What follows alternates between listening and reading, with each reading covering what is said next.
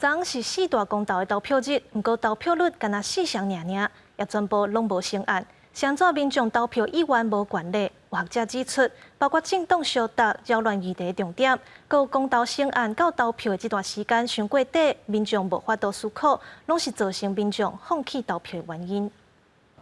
四大公投拢无过关，投票率只有41%。第一届孙公投凭3当前的公投白大选，投票率超过5成，搁较低。有人认为公投议题变作政党对决是上大的原因。这侪议题，反正民众甲即马拢唔知要投啥，当然唔是一个好代志。原本咱投代志是好啊思考，若变成政党的对决，当然对咱台湾社会民主侵华，我感觉唔是一个好代志。 龚独明指出，政党伫化口号和代志的思考，亲像敢若存是非两个选项，是真侪民众放弃投票的原因。嘛有人讲，问题出伫即届公投无白大选，不过有学者表示，全国性的公共议题，本地就无应该甲政治揽做伙，嘛应该爱参考国外减长消透议题的时间。瑞士公投超过1年以上的情况也都是有的，那甚至说瑞士他们的一些。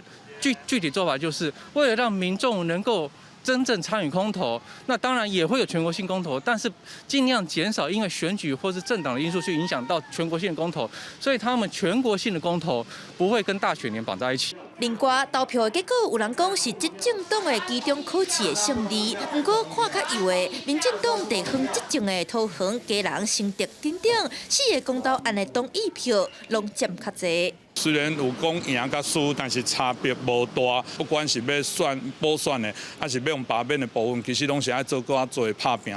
龚独明表示，虽然这几项政策对公投结果看起来，民众决定支持政府，不过看票数的差距，嘛显示公共政策的执行，就爱搁较认真甲细腻。记者陈阿文、李学凯台北报道。